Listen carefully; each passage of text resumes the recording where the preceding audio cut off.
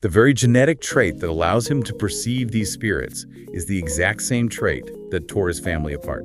I'm trying to square this circle, though. If you have this inner eye, and you are constantly seeing a layer of reality that no one else can see, filled with dangerous, chaotic demons, how do you not completely lose your mind? Especially a guy who goes on to become a highly disciplined calendar maker for the emperor. Exactly. Like, how does he cope with that? Well, you build a system of absolute order.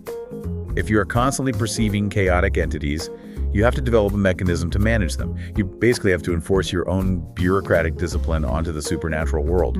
Which explains why his magic system is, like, so unique. I mean, having the biological ability to see invisible spirits naturally leads directly to how he built his system to control them. Right. When you picture a powerful wizard today, you probably imagine someone waving a staff, shouting a spell, and throwing giant fireballs to blow things up. Very flashy.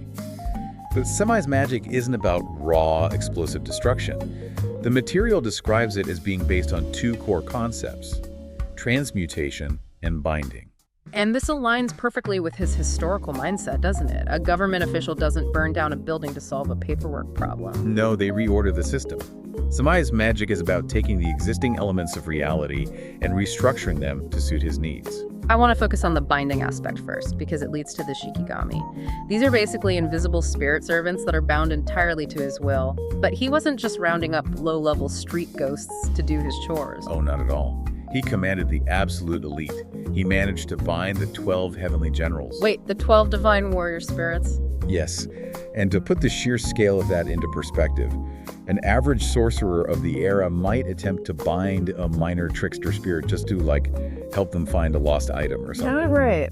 Seimei is commanding the spiritual equivalent of a divine special forces tactical unit. That is insane. And his method for deploying them is fascinating, too. He used these simple paper cutouts. He would take a piece of folded paper, breathe life into it, and it would transform into one of these massive warriors. Or into a bird that he could send across the city to spy on his political enemies. Yeah.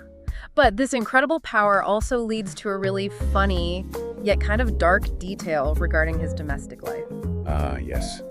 The situation with his wife is a perfect example of the myth grounding itself in human reality. Right, so Seimei eventually gets married, and his human wife is absolutely terrified of these shikigami because they don't look like cute paper birds when they're guarding the house. They look monstrous. I mean, imagine trying to eat dinner while 12 terrifying spiritual entities are just hanging out in your living room. Exactly. So to keep his wife from leaving him, he literally has to banish his invisible army to live under the local bridge, the Ichijo Midoribashi Bridge.